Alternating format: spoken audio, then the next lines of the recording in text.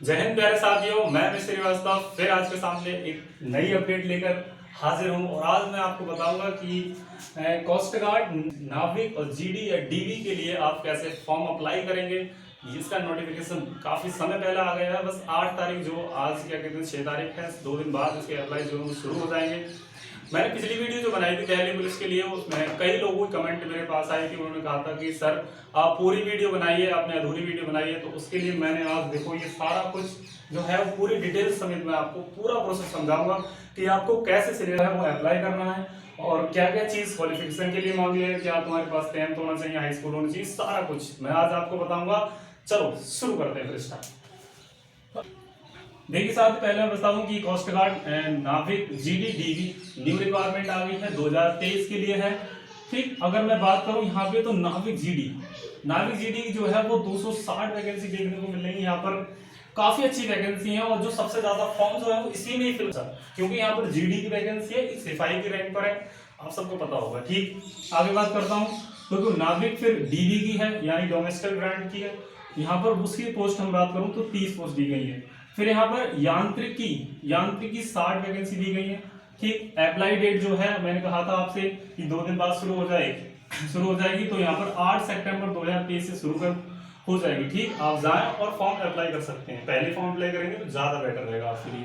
ठीक, उसके बाद अगर मैं फी की बात करूं तो जनरल, ओबीसी और ईडब्ल्यूएस के लिए 300 रुपए की बात करी गई है। ठीक, अगर कोई यहाँ पर ऐसे एससी है या फिर एसटी का है तो उसके लिए नो फीस। ठीक, ध्यान सुनो, एससी और एसटी के लिए नो फीस है यहाँ पर। उसके बाद सैलरी की बात करूं तो 21,700 आपको स्टार्टिंग में दी जाएगी। जब ऐसे मतलब अपने एग्जाम क्वालिफाई करने के बाद में मैं बताऊंगा देखो एग्जाम के लिए क्या क्या आपके पास नंबर होने चाहिए, उसके लिए बस अभी जो है। उसके बाद एज की बात करूं तो एज जो 18 से 22 साल की आपकी होनी चाहिए। ठीक है, उसके बाद कि मेरा जन्म कब से है, मैं सर फॉर्म भर सकता हूँ नहीं, तो उसके लिए मैं बताऊं टेंशन ना लो। 1 मई से 2002 और 30 अप्रैल 2006 के बीच में अगर आपकी डेट मतलब आपका जन्म हुआ है तो आप फॉर्म जो है वो फिल कर सकते हो। ठीक, उसके बाद रिलेक्शन, मान लो किसी की एज ज्यादा हो गई तो वो उसका फॉर्म भर सकता है नहीं, तो ओबीसी के लिए 3 साल की है और एसटी एसटी के लिए 5 साल की यहाँ पर छूट दी जा रही है।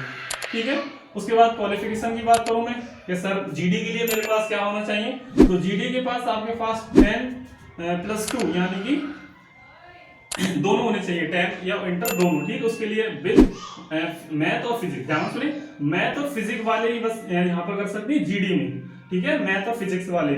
उसके बाद डीवी जो है वो 10th के लिए है, सिर्फ 10th पास हो डीवी में अप्लाई कर सकते हैं। उसके बाद यांत्रिक की बात करूं मैं तो यहाँ पर जो है वो इंजीनियर का डिप्लोमा मांगा गया है और इन इलेक्ट्रिकल है, मैकेनिकल है, इलेक्ट्रीशियन है और टेलीकम्युनिकेशन है। ठीक है, ये आपके पास डिप्लोमा होना चाहिए। तो आपका जो है यांत्रिक में जो 60 पोस्ट मैंने बताई थी ऊपर, फिर आप इसमें फॉर्म अप्लाई कर सकते हो। ठीक है, पोस्ट नेम और रिटन टेस्ट में सारा कुछ बताऊंगा कि आपको क्या कितने पेपर देने होंगे जीडी के लिए और डीवी के लिए और यांत्रिक के लिए। ठीक है ना, तो देखो सबसे पहले बात करूं कि नाविक डीवी की वैकेंसी यहाँ पर है, उसके लिए सिलेक्शन है कि आपको फर्स्ट एग्जाम देना होगा। अब फर्स्ट एग्जाम क्या होगा तो वो भी मैं आपको बताऊंगा कि फर्स्ट एग्जाम देखो यहाँ ध्यान दो, ये दिया गया है जहाँ पर फर्स्ट सिलेक्शन आपका फर्स्ट लेवल से, यानी कि ये एग्जाम है, ये फर्स्ट एग्जाम। तो यहाँ पर जो है वो 60 क्वेश्चन आएंगे। ठीक है ना, और 60 मार्क्स, ये मैं इसकी बात कर रहा हूँ जो सिर्फ डीवी यहाँ पे दिया गया है। डीवी की बात कर रहा हूं मैं कि आपको फर्स्ट एग्जाम देना होगा, इसमें 60 क्वेश्चन आएंगे, 60 नंबर के होंगे और आपको 45 मिनट्स दिए जाएंगे। ठीक है ना, उसके बाद है कि सिलेबस की बात करूं मैं तो यहाँ पर मैथ है, मैथ के 20 क्वेश्चन आएंगे, साइंस के 10 क्वेश्चन है, रीजनिंग के 10 क्वेश्चन है। ठीक है ना, और इंग्लिश के भी यहाँ 15 क्वेश्चन और जीके के लिए सिर्फ 5 क्वेश्चन की बात करेंगे, नॉर्मल है। ठीक है ना, और ये देखो यहाँ पर कितने लाने चाहिए अंक मुझे जो कि मैं पास हो जाऊं, तो जर्नल, ओबीसी, ईडब्ल्यूएस के लिए आपको 60 में से अगर आपके 30 नंबर हैं तो आप जो है वो क्या कहते हैं डीवी में क्वालिफाई मान लिए जाएंगे। ठीक है ना, उसके बाद एसटी एसटी जो है वो 27 नंबर अगर लाती है तो वो इसमें क्वालिफाई मान लिए जाएंगे। ठीक है, उसके बाद बात करूं कि नाविक जीडी के लिए क्या करना होगा, तो नाविक जीडी के लिए आपको फर्स्ट जो मैंने यहाँ पर बताया था आपको ये फर्स्ट एग्जाम ये देना होगा और एक सेकंड एग्जाम यानी कि 2 एग्जाम इनको दे देंगे। ठीक, अब आप घबराओ मत कि ये क्या आपने कर दिया सर यहाँ थर्ड फोर्थ, फिर ये इसमें कोई दिक्कत नहीं, मैंने सिर्फ क्रम बाय लिख दिया कि आपको फर्स्ट ये, थर्ड ये, फोर्थ ये, 5 ऐसे करके मैं लिख दिया। बस आपको मतलब डीवी के बाद जितनी वैकेंसी जीडी की और यांत्रिक उसके लिए आपको 2 ही एग्जाम देने होंगे।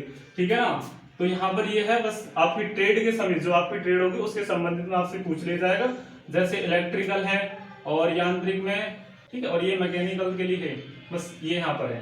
तो इसके लिए दो ही एग्जाम, दो एग्जाम कौन से हैं, तो आपको फर्स्ट तो यही देना होगा, सिर्फ डीबी को छोड़ के, डीबी छोड़ के जीडी और यांत्रिक के लिए आपको फर्स्ट एग्जाम ये है, और सेकंड एग्जाम जो है वो ये आपको देना होगा। 50 क्वेश्चन होंगे 50 नंबर के, और 30 मिनट की बात करी गई है, ठीक है। और यहाँ पर जो है मैथ के 25 क्वेश्चन और फिजिक्स के 25 क्वेश्चन, ठीक है। इसमें जर्नल में आपको जो है जर्नल ओबीसी या ईडब्ल्यूएस में लिखा नहीं है यहाँ पर, तो उसके लिए 20 और एसटी एसटी के लिए 17। ये सेकंड एग्जाम में आनी चाहिए, फर्स्ट का मैंने अलग बताया तो सेकंड का अलग है, ठीक है ना। उसके बाद अब देखो मैं बता रहा हूँ कि फिजिकल के लिए क्या होना चाहिए हमारे पास। ये सब जितना आप ये मतलब एग्जाम जो है वो आप क्वालिफाई कर लेंगे, उसके बाद आपको ये सारा कुछ करने को मिलेगा, ठीक है ना। तो यहाँ पर रनिंग जो है वो 1.6 यानी कि 1600 मीटर की रनिंग होगी, 7 मिनट का टाइम दिया गया है। और ये हमको पुशअप हैं वो उठक बैठक वाली लगानी है, अप डाउन करके ये हमारे पास 20 लगानी है, और एक पुशअप और है वो 10 लगानी है, नीचे वाली लगानी है, ठीक है ना।